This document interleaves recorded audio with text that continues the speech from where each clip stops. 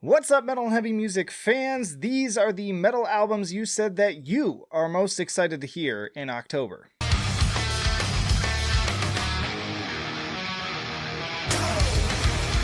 And once again, we're going to go week by week, first sharing your picks and then some underground picks from yours truly. Starting with October 1st. Of course, there's the latest Ministry album, Moral Hygiene, via Nuclear Blast Records. Check out the tier list to go along with this one, but given the last few albums and abysmal single, I think you can pretty much surmise what's up with this one. Like, Al deserves plenty of credit for his role in the industrial metal scene, but tell me that this is not the corniest thing you've ever heard.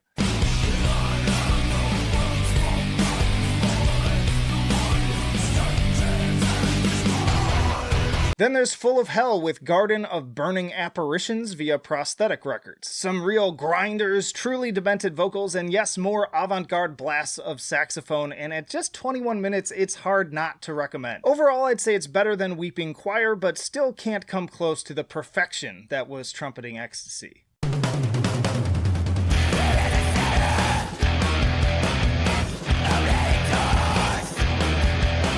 Today we also have Wage War dropping Manic via Fearless Records, and hell yes to Enslaved's new EP Caravans to the Outer Worlds. Check out my full review of that one. But on my end, I would recommend Frontier and their latest album Oxidized. These guys have become one of the darlings of the mathcore scene over the years with their chaotic brand of almost alien sounding guitars and straight to your face syncopated vocals. It's the genty groove of Meshuggah, the wild effects of Car Bomb, and the devil may care chaos of Psyopus all rolled into one.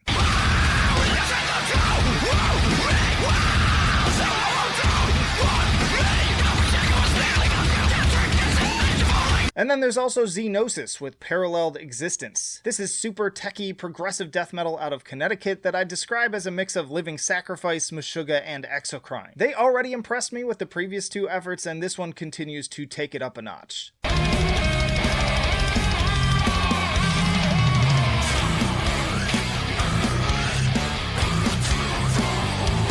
For October 8th, the one major release this week is Trivium with In the Court of the Dragon via Roadrunner Records. I've always really respected Trivium as they are great players and performers, but for whatever reason, I've just never really felt fully invested in their music. Who knows, maybe that'll change with this one. Definitely some killer guitar work on the title track, though.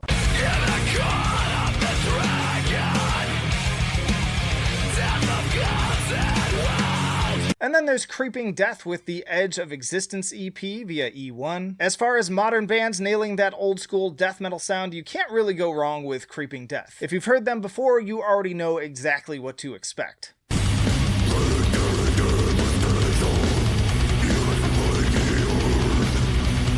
And then as for me, if you really do dig that style, you should also check out Blood Red Throne with Imperial Congregation via Nuclear Blast Records. Blood Red Throne is also waving the death metal flag high in the vein of bands like Suffocation. I don't anticipate that this will have any major surprises either, but again, if you just want some battering death metal, I was enjoying what I was hearing.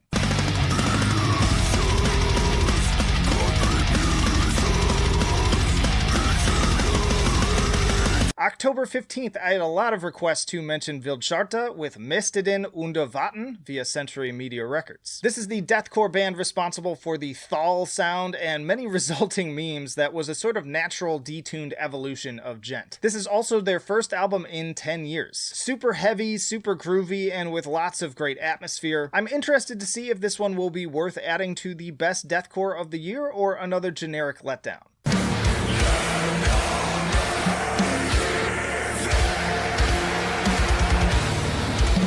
Then there's also Hate with Rugia via Metal Blade Records. Hate is a Polish death metal band often compared to Behemoth, but rarely matching the same level of acclaim. But considering that I haven't really enjoyed Behemoth's output post The Satanist, hey, maybe this will finally be their big break. Those engulfed in lunacy, righteous will become, and bitter will suffer its fire. There's also the Agonist with Days Before the World Wept via Napalm Records, and also Mr. I Saw American Psycho Once and Now That's My Entire Identity Ice 9 Kills with the equally cringe title The Silver Scream 2, Welcome to Horrorwood. You must never listen to this. I know, Werner. I'm never going to. As for what I think you should check out this week, we've got Reaping Asmodeia with Darkened Infinity via Prosthetic Records. Reaping Asmodeia is a Minneapolis technical death metal band with a sound kind of like Aborted on steroids. Riffs range from the genty technicality of Within the Ruins to the more melodic stylings of the Black Dahlia Murder. Been looking forward to this one ever since I heard Impuritize in 2017.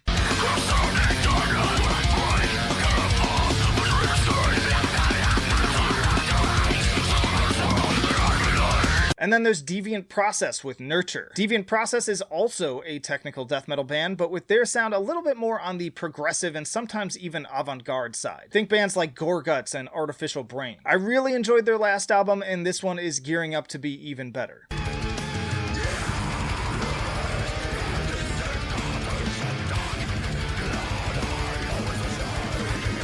October 22nd, of course, everybody wants to talk about Cradle of Filth with their new album Existence is Futile via Nuclear Blast Records. There was a time in my life where I resisted Cradle of Filth like the plague. For me, it was Dimmu Borgir all the way. But if you ask me, Cradle of Filth's last two albums have been among the best of their entire career, so I'm actually pretty excited to hear this new one.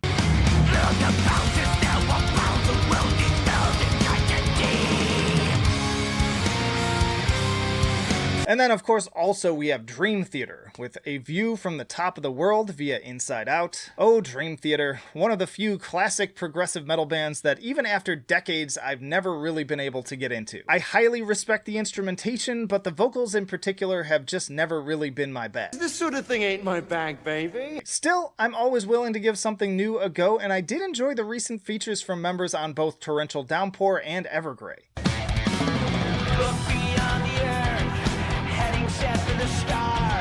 There's also a new Bullet for My Valentine.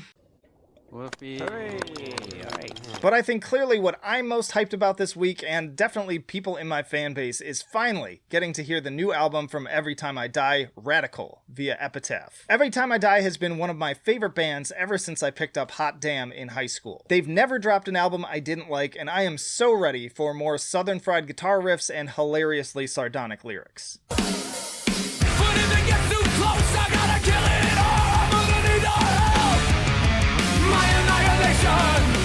And then another underground pick, we've got 1914 with Where Fear and Weapons Meet. As the name would imply, 1914 is a black and death metal band focused around World War I themes and imagery. And as far as more traditional sounding bands in this genre go, this is one of the more hyped albums that keeps coming up. I regret very much to inform you that your song drive on Deiji Harry.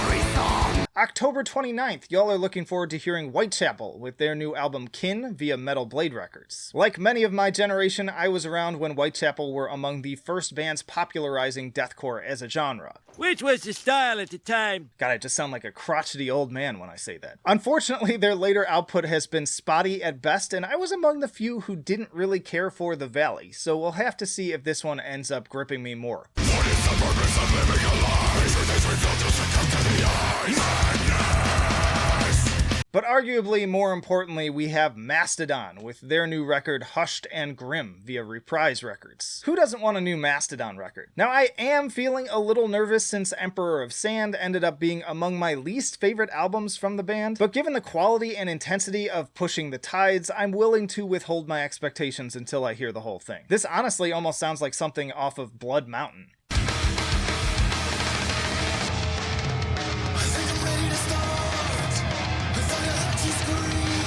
But as for what I think you should be listening to this week, there is a lot to cover. So first off, we finally get a new album from Bellacore in Coherence. This is easily one of Australia's best exports and among the best melodic death metal bands of the modern era. I adored Vessels, and I'm trying to temper my expectations to not overhype this thing.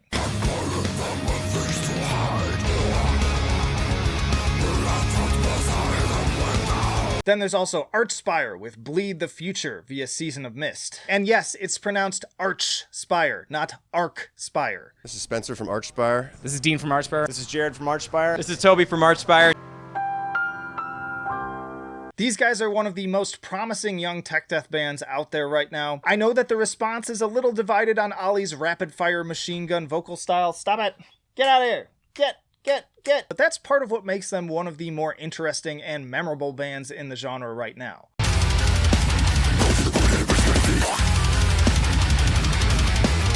There's also Ghostbath with Self-Loather, also via Nuclear Blast Records. I've always been kind of on the fence when it comes to Ghostbath in the post-black genre, but seemingly wanting to finally cast off the Howard Dean "Yah" vocals, the singles for this album have come from a much darker, heavier place. I hope that the change ends up panning out for them.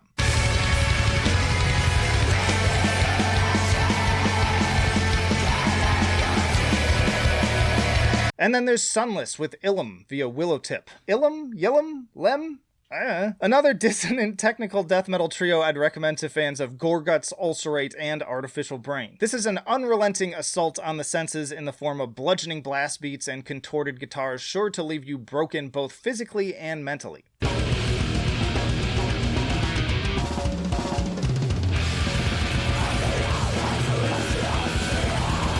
And those are just some of the most hyped metal albums coming out in October, but let me know which album you are most stoked about in the comments, and check out my favorite metal albums from the month of September. But that'll do it for now. Flight of Icarus signing off. I will see you in the trenches.